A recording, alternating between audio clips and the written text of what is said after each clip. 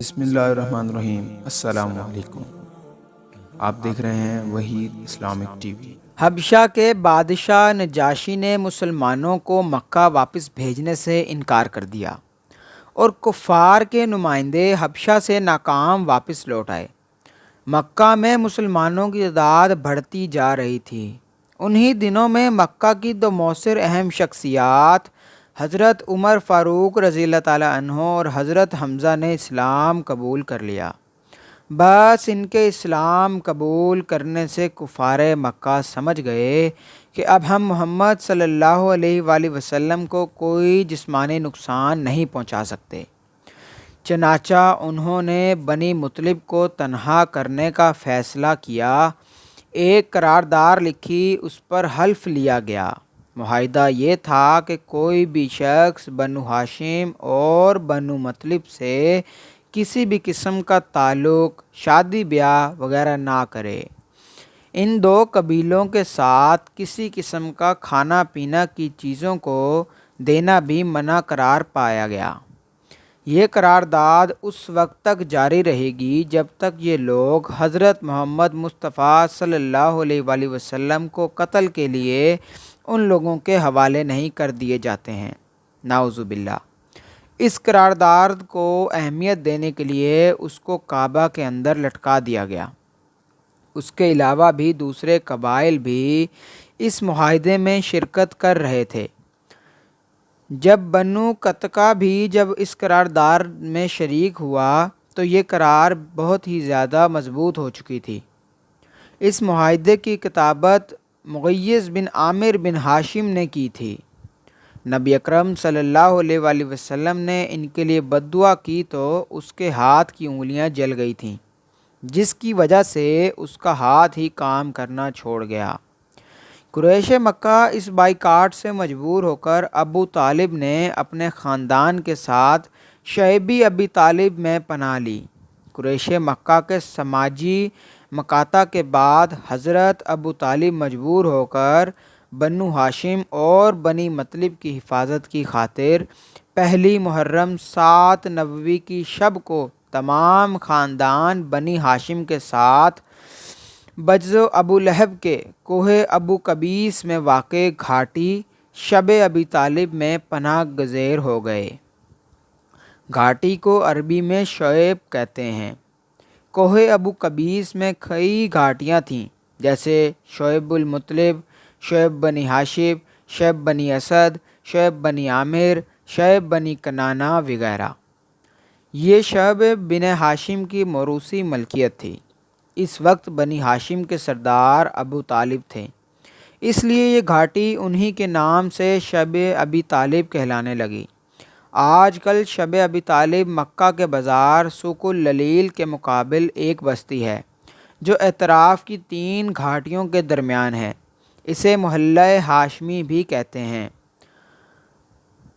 مولد النبی صلی اللہ علیہ وآلہ وسلم، مولد علی رضی اللہ تعالی عنہ اور دار ختیجہ رضی اللہ عنہ اس شعبے میں واقع ہیں۔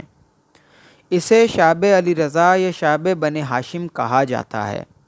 اس محصوری کے زمانے میں تمام محصورین مصائب و آلام کا شکار تھے۔ کھانے پینے کی چیزوں کا ذخیرہ چند مہینوں میں ختم ہو گیا۔ قریش مکہ کے بائیکاٹ کے نتیجے میں غلے اور سامان خرد و نوش کی آمد بند ہو گئی، کیونکہ مکے میں جو غلہ یا فروختنی سامان آتا تھا اسے مشرکین لپک کر خرید لیتے تھے، اس لیے فقر و فاقہ کی نوبت آ گئی۔ ان کے پاس بامشکل ہی کوئی چیز پہنچ پاتی تھی، وہ بھی پس پردہ۔ بھوک سے بلکتے ہوئے بچوں اور عورتوں کی آوازیں جب گھاٹی کے باہر سنائی دیتیں تو قریش سن سن کر خوش ہوتے تھے۔ جب رسول اللہ صلی اللہ علیہ وآلہ وسلم اور اسلام کی خاطر تمام محصورین یہ تکالیف برداشت کر رہے تھے، احادیث میں جو صحابہ کی زبان سے مذکور ہے کہ ہم طلح کی پتیاں کھا کھا کر بسر کرتے تھے، یہ اسی زمانے کا واقعہ ہے۔ حضرت سعد بن ابی وقاص رضی اللہ تعالی عنہ کا بیان ہے کہ ایک دفعہ رات کو اونٹ کا سوکھا ہوا چمڑا ہاتھ آ گیا۔ میں نے اس کو پانی سے دھویا، پھر آگ پر بھونا اور پانی میں ملا کر کھایا۔ ام المؤمنین حضرت ختیجہ رضی اللہ تعالیٰ عنہا نے جو ناز و نام میں پلی بڑھی تھیں، لیکن ہر طرح کی مصیبت اور فکر و فاقہ برداشت کیا اور حضور صلی اللہ علیہ وآلہ وسلم کی غمگساری کی، اور مسلم خواتین کے لیے ایک بہترین مثال چھوڑ گئیں۔ محض صرف ایام حج میں ہی شعبے سے باہر نکل سکتے تھے، اور اس وقت بھی قریش یہ کرتے کہ کھانے پینے کی چیزوں کو زائد قیمت پر خرید لیتے تاکہ محض کو کچھ نہ مل سکے، جس کا منشا صرف ان کا عرصہ حیات تنگ کرنا تھا۔ بعض رحم دل انسانوں کو محض کی اس حالت پر ترس بھی آتا تو وہ چوری چھپے کچھ غلہ پہنچانے کی کوشش کرتے، لیکن کڑی نگرانی کے باعث انہیں بھی مشکلات کا سامنا کرنا پڑتا تھا۔ ایک روز حکیم بن حزام نے، جو حضرت ختیجہ رضی اللہ تعالیٰ عنہ کے بھتیجے تھے اور ابھی مسلمان نہیں ہوئے تھے، راتوں میں چھپ چھپاتے ہوئے اپنے غلام کے ذریعے کچھ گیہوں بھیجے تو راستے میں ابو جہل نے دیکھا اور چھین لینا چاہا۔ اتفاق سے ابو البختری بن ہشام وہاں آ گیا اور اس نے بیچ بچاؤ کیا۔ وہ اگرچہ کافر تھا، لیکن اس کو بھی رحم آیا اور کہا کہ ایک شخص اپنی پھپھی کو کھانے کے لیے کچھ غلہ بھیجتا ہے تو کیوں روکتا ہے؟ لیکن ابو جہل نے سرکشی دکھائی تو ابو البختری نے قریب میں پڑی اونٹ کے جبڑے کی ہڈی اس پر دے ماری اور خوب زد و کوب کیا۔ یہ منظر شب سے حضرت حمزہ رضی اللہ عنہ دیکھ رہے تھے۔ عبد مناف کا ایک رشتہ دار ہشام بن عمرو بن حارث تھا، جو بہت شریف اور نیک طینت انسان تھا۔ محض کی حالت پر رحم کھا کر رات میں اونٹ پر اجناس لاد کر شب میں ہانک دیتا۔ اس طرح سے مکہ کے نیک لوگوں کو یہ معاہدہ ختم کرنے کا خیال آیا۔ آخر ہشام بن عمر کی کوشش سے زہیر بن ابی امیہ اور حضرت ختیجہ کا رشتہ دار مطعم بن عتی، زمر بن اسد، ابو بختر بن ہاشم، مختلف قبیلوں کے افراد نے رات کو اس قرارداد کو ختم کرنے کی ترکیب بنائی۔ پھر صبح وہ اپنے اپنے حلقے میں چلے گئے۔ سب سے پہلے زہیر نے اعلان کیا کہ جب تک انسانیت کے خلاف اس معاہدے کو ختم نہیں کیا جائے گا، میں چین سے نہیں بیٹھوں گا۔ اس پر ابو جہل کے مخالفت کرنے پر 4 اور قبیلوں کے سرداروں نے اس قرارداد سے بائیکاٹ کرنے کا اعلان کر دیا۔ ابو جہل مجلس کا یہ رویہ دیکھ کر حیران رہ گیا۔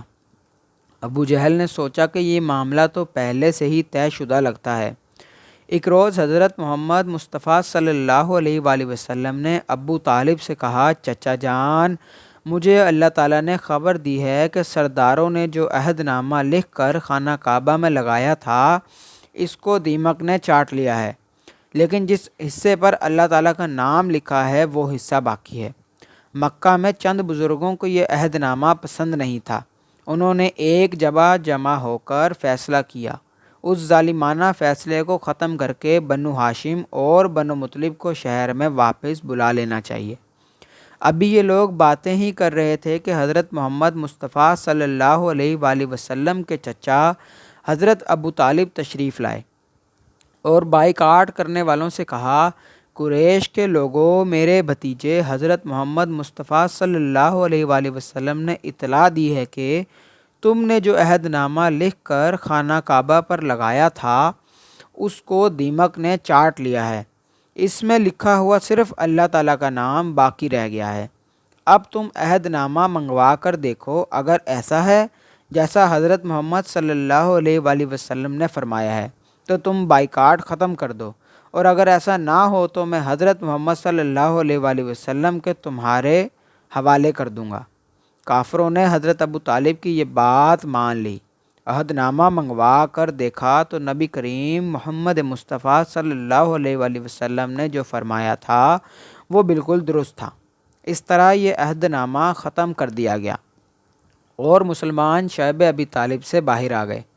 بہت ہی زیادہ مصائب اور تکالیف پہنچاتے ہوئے جب قریش کے لوگ حضرت محمد صلی اللہ علیہ وآلہ وسلم کو نفسیاتی شکست نہ دے سکے تو قریش کے لوگوں نے معاشرتی دباؤ ڈالنے کا منصوبہ تیار کیا۔ اس طرح ان کے سرپرست اور نگرانوں کے لیے ابو طالب پر دباؤ ڈالنا ضروری تھا۔ چنانچہ قریش کے سرداروں نے بار بار جا کر ان سے شکایت کی۔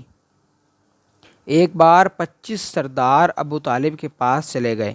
ان میں ابو جہل، ابو سفیان، امیہ بن خلف، اسود بن عبد المطلب، شعبہ بھی شامل تھے۔ انہوں نے پہلے تو ابو طالب کے سامنے حضرت محمد مصطفیٰ صلی اللہ علیہ وآلہ وسلم کے خلاف اپنی شکایات بیان کی۔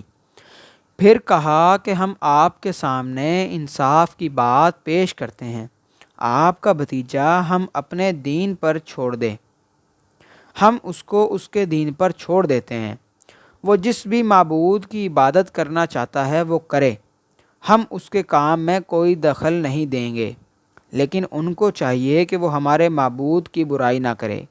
قریش کے لوگوں کو یہ نہ کہتا پھرے کہ ہم اپنے معبود کو چھوڑ دیں، آپ ہماری اس شرط پر نبی اکرم صلی اللہ علیہ وآلہ وسلم سے ہماری صلح کروا دیں۔ ان کے نزدیک صلح کروانے کا اس سے بہتر طریقہ کیا ہو سکتا تھا؟ ابو طالب نے حضرت محمد صلی اللہ علیہ وآلہ وسلم کو بلایا اور ان کے سامنے سارا قصہ بیان کر دیا۔ آپ صلی اللہ علیہ وآلہ وسلم نے فرمایا، چچا جان، میں ان کا ایسا کلمہ پیش کرتا ہوں، اگر وہ اس کلمہ کو پڑھ لیتے ہیں تو سارے لوگ ان کے تابع ہو کر رہ جائیں گے۔ اس پر انہوں نے کہا کہ تم کلمہ کہتے ہو؟ ہم 10 کلمہ کہنے کو تیار ہیں، مگر ہم کو یہ تو بتاؤ کہ وہ کلمہ کیا ہے۔ آپ صلی اللہ علیہ وآلہ وسلم نے فرمایا کہ لا الہ الا اللہ محمد الرسول اللہ۔ یہ سن کر وہ لوگ غصے اور تکبر کے ساتھ کھڑے ہو گئے اور مختلف باتیں کرتے ہوئے سردار چلے گئے کہ تم اپنے معبودوں پر جمے رہو، یہ بات کیا ہے؟ ہم نے تو یہ بات پچھلے دین میں بھی نہیں سنی، یہ تو صرف من گھڑت ہے۔ مسلمانوں کو اس سے نجات تو مل گئی، لیکن قریش کے 3 سال تک مسلسل بائیکاٹ کی وجہ سے بہت سے مسلمان بیمار ہو چکے تھے۔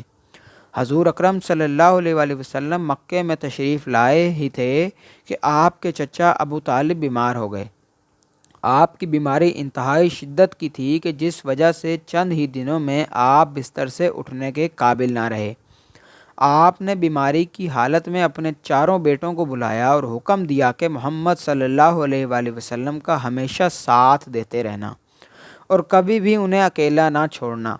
اس کے ساتھ ہی رسول اللہ صلی اللہ علیہ وآلہ وسلم کو نصیحت کی کہ میرے پیارے بیٹے علی کو اپنے ساتھ رکھنا اور ایسے ہی پرورش کرنا جیسے میں نے آپ کی ہے۔ بس اسی بیماری میں آپ نے وفات پائی۔ آپ کی وفات نے رسول اللہ صلی اللہ علیہ وآلہ وسلم کو بہت غمگین کیا، کیونکہ آپ کی یہی چچا تھے جنہوں نے ساری زندگی کافروں سے رسول اللہ صلی اللہ علیہ وآلہ وسلم کو بچایا، اور وہی تھے جو بنی ہاشم اور بنی مطلب کے سردار تھے، جس وجہ سے قریش مکہ کھلے عام رسول اللہ صلی اللہ علیہ وآلہ وسلم کو شہید نہ کر سکے۔